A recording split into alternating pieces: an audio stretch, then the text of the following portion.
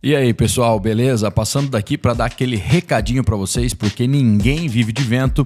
Galaxy S21 FE, que eu fiz um vídeo falando anteontem, e o vídeo já deu mais de 10 mil views. Se você não viu, eu vou deixar no finalzinho desse vídeo para você clicar num cardzinho aí, você vai poder ver o vídeo. E lá eu explico as vantagens do Galaxy S21, S21 FE e o S20 FE. E aquele vídeo foi principalmente porque os preços dos produtos baixaram. Eu tinha falado naquele vídeo de anteontem que o Galaxy S21 FE, que tem a melhor qualidade fotográfica dentre esses três que eu falei, estava saindo na faixa de 2.700.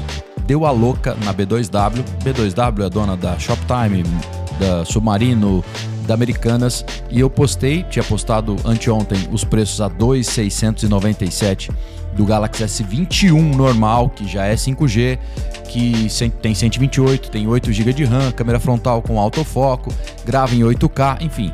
Tinha postado ele a 2.697 e eu já disse que era um bom preço. Bom, hoje, não sei se você vai estar vendo esse vídeo hoje ou vai estar vendo amanhã, que é dia 1º de junho, ele está saindo contando cashback, pagando com AMI, tanto no Shoptime quanto no Submarino, quanto na Americanas, aliás, por 2.412. Se você for comprar no à vista, considerando o cashback depois, e o cashback é cashback de verdade, você pode retirar para sua conta bancária via Pix, ele sai 2.412.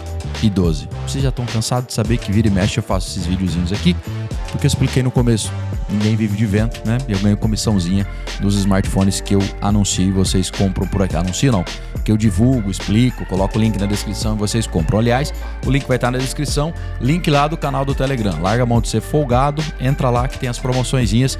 Se não quiser ser incomodado, é só desativar as notificações e entrar quando você quiser. Tem um botão de pesquisar lá, pesquisa os preços a hora que você quiser. 2.412 considerando cashback. Se 2.697 eu achava bom, eu continuo achando muito bom 2.412. Valeu, abração.